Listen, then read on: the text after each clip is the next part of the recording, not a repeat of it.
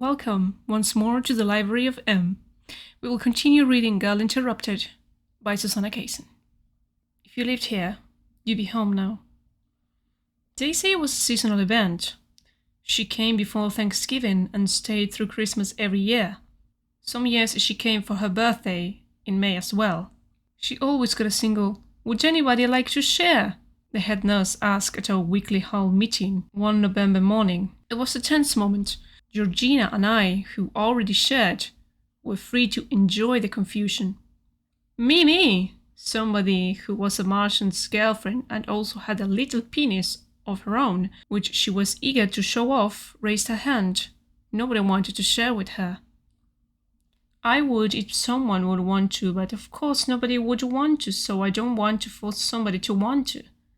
This was Cynthia, who'd started talking like that after 6 months of shock.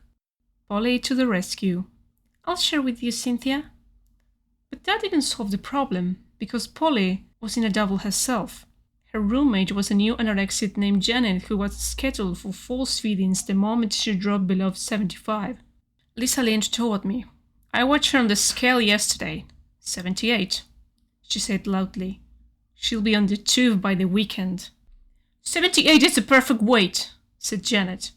She would say the same about 83 and 79, though, so nobody wanted to share with her either. In the end, a couple of catatonics were teamed up and Daisy's room was ready for her arrival on November 15th. Daisy had two passions, laxatives and chicken.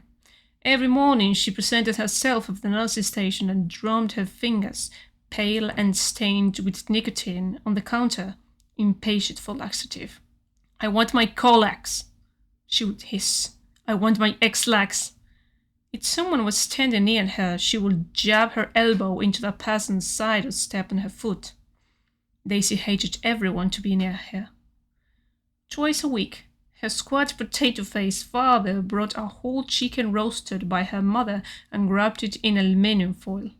Daisy would hold the chicken in her lap and fondle it through the foil, darting her eyes around the room, eager for her father to leave so she could get going on the chicken.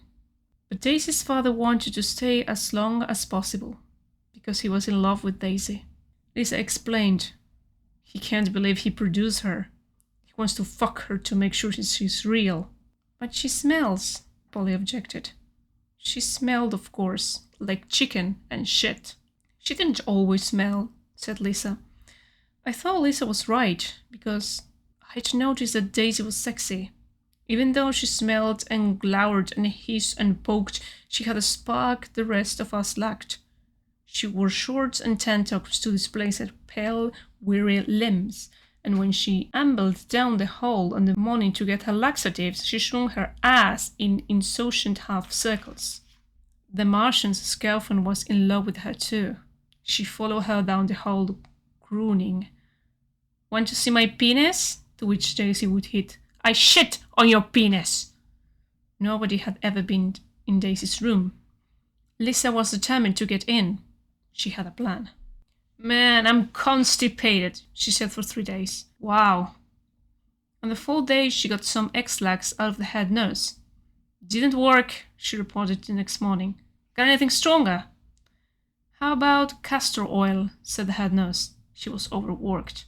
"This place is a fussy snake pit," said Lisa. "Give me a double dose of X-Lax."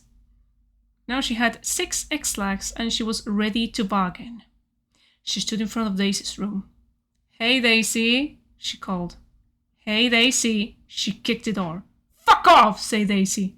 "Hey, Daisy." Daisy hissed. Lisa leaned close to the door. "I got something you want," she said. "Bullshit," said Daisy. Then she opened the door. Georgina and I have been watching from down the hall. When Daisy opened the door, we craned our necks, but it was too dark in Daisy's room to see anything. When the door shut behind Lisa, a strange, sweet smell wafted briefly into the hall. Lisa didn't come out for a long time. We gave up waiting and went over to the cafeteria for lunch.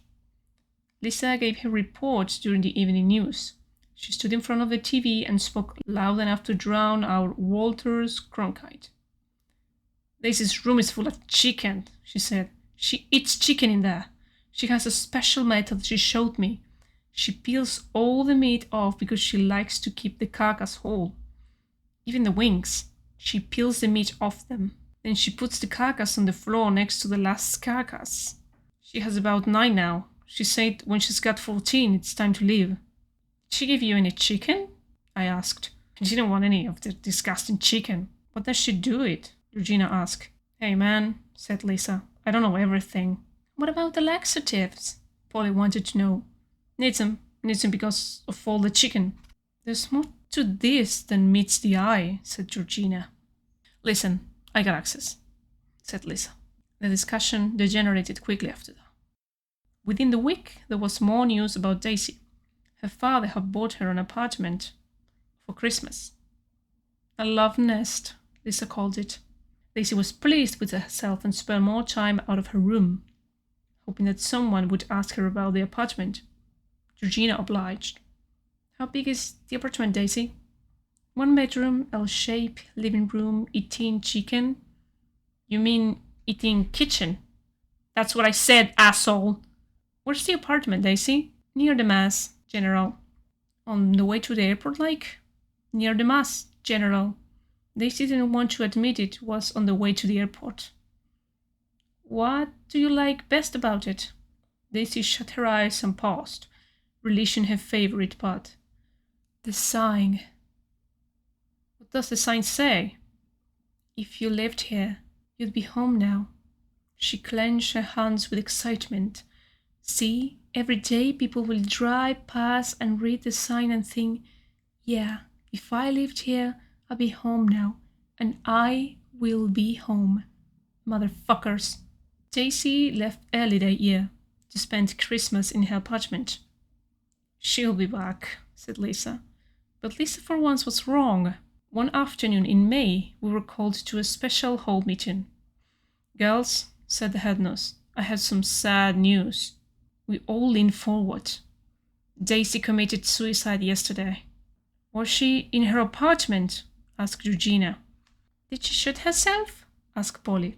Who's Daisy? Do I know Daisy? Asked the merchant's girlfriend. Did she leave a note? I asked. The details aren't important, said the head nurse. It was her birthday, wasn't it? Asked Lisa. The head nurse nodded. We all observed a moment of silence for Daisy. Thank you so much for listening to the Library of M. Please, if you like the content, subscribe and leave a comment and share. See you next time.